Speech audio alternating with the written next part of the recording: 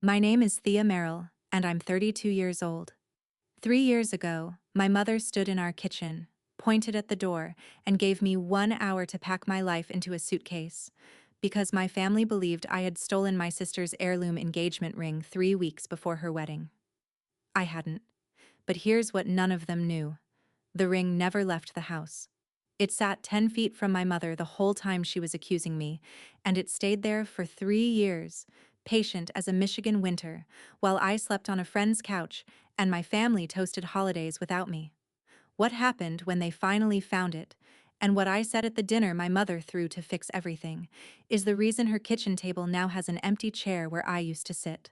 If stories about truth, patience, and hard-won boundaries speak to you, you're in the right place. Drop a comment telling me where you're listening from, and be sure to subscribe. Now let me take you back to the September everything fell apart. 8 months before that September, I gave up a perfectly good apartment and moved back into my childhood bedroom, twin bed and all. My grandmother Ruth, my dad's mother, had a stroke in January. It took the strength from her left side and started quietly stealing her memory, and my parents needed help they would never ask for out loud. I'm a nurse. Emergency room, night shift, 9 years on my feet. So I did what I always did in our family. I showed up with a duffel bag and a schedule. Nights at the hospital, mornings with grandma. Pills at 8, oatmeal at 9, her stories at 10, the same 3 stories. A little more worn each week, like stones in a river. I didn't mind. Ruth was the softest thing our house ever produced. She kept lavender tissues on every surface she owned, tucked them up her sleeve, folded them around her glasses, her rosary, her butterscotch candies. Little parcels of things she loved, wrapped for safekeeping. We found them everywhere, like Easter eggs.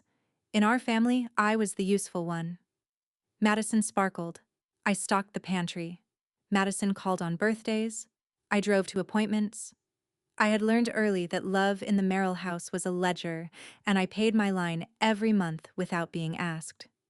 I had also just crawled out of a broken engagement a year and a half before, so I knew exactly how it feels to slide a ring off your own finger and hand a future back. I thought that was the worst thing a ring would ever do to me. The house on Fairview Street had other plans. That spring, my sister Madison got engaged to Grant Whitmore, and my mother started ironing the good tablecloth on Tuesdays. In our town, Whitmore isn't a name, it's a weather system. Whitmore Auto Group, 4 dealerships across 3 counties, and the family name painted on the scoreboard at the high school field. Grant himself was fine, pleasant, forgettable, held doors. His mother, Vivian Whitmore, wore pearls to the farmer's market. The ring Grant gave Madison was that family's crown jewel, an old European cut diamond that had been on 3 brides' hands since before the war. The kind of stone that makes women lower their voices. It hadn't been appraised in decades. The insurance appointment was booked for after the wedding. Hold on to that detail. My mother, Carol, came alive that spring in a way I had never seen. 20 years as PTA treasurer, the woman who kept the church bake sale solvent, and now her daughter was marrying up. She rehearsed the shower menu twice. She bought guest towels nobody was allowed to touch. And she started saying the sentence that would organize the rest of our lives. What will the Whitmores think? She said it about the gutters. She said it about Dad's truck in the driveway.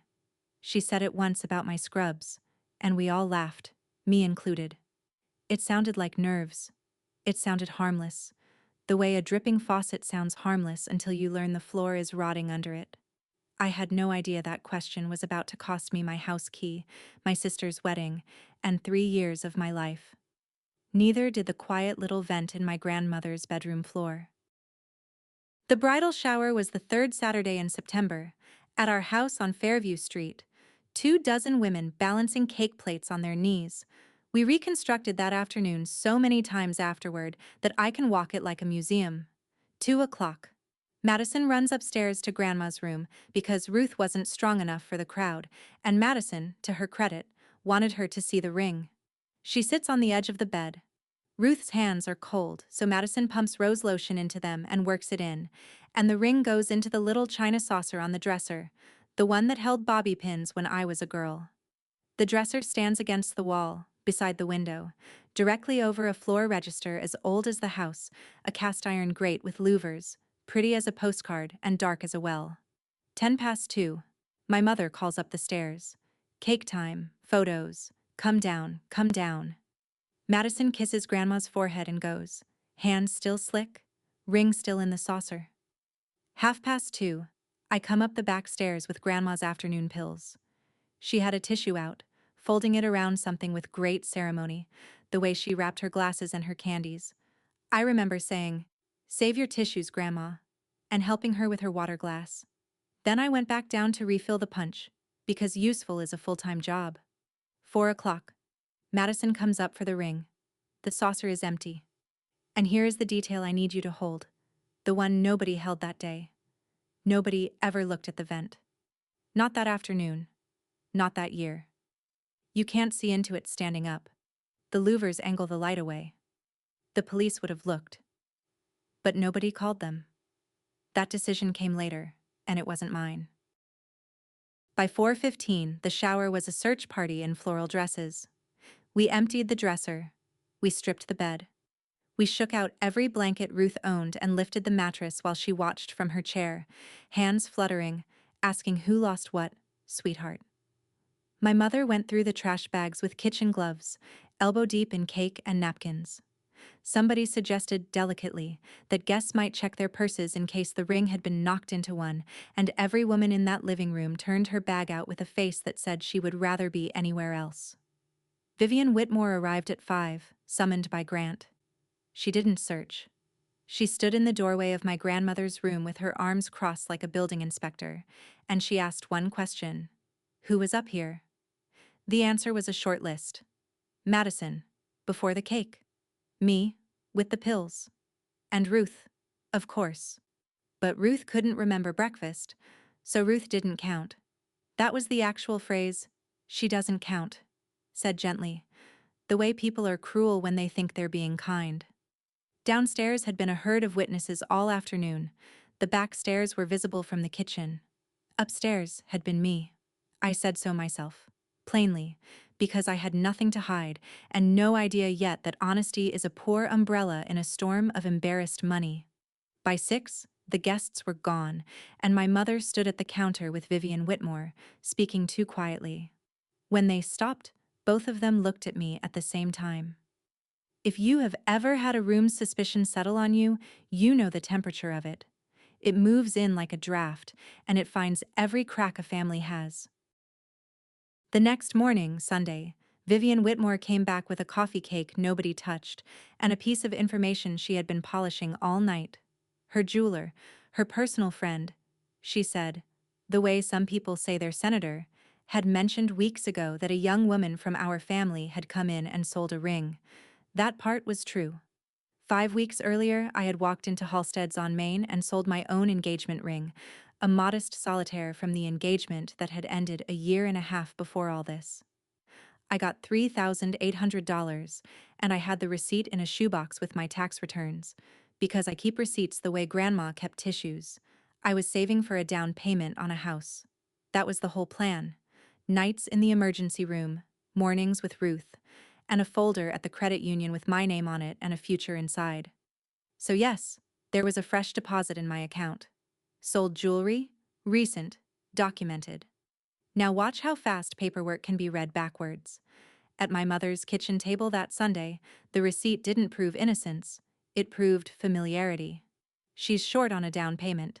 She was the only adult upstairs. She knows how to sell a ring.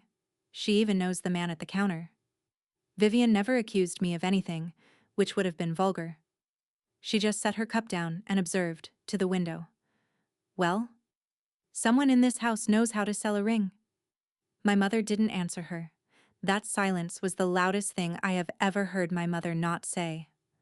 My father studied the floor like it might open for him, and my sister looked at me, then quickly at nothing. That was the whole trial. It lasted 1 cup of coffee.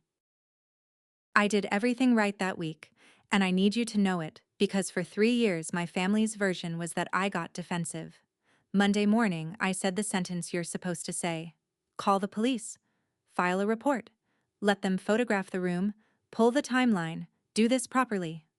Two mothers said no in the same breath.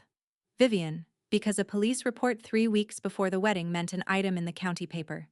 Questions at the club, a stone thrown into the smooth pond of the season, and, awkwardly, an heirloom that had never been insured under Madison's name. My mother, because Vivian said no first. I brought my bank statements to the kitchen table, unasked. I brought the receipt from Halstead's, my pay stubs, the credit union folder. My mother slid them back across the table without putting on her glasses. "Nobody thinks you planned it, sweetheart," she said. "Stress does strange things to people. A wedding this size. Your engagement ending the way it did." The word alleged never entered our house. They skipped straight to forgivable. I offered to take a polygraph and pay for it myself. I had found a man in Lansing who charges $400. My mother closed her eyes like I had sworn in church. "Why do you always have to make things bigger, Thea?" Bigger. An investigation was bigger.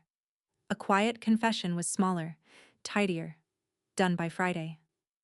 My father, a man who could rebuild a transmission blindfolded, spent that week studying the kitchen floor like it would be on a test.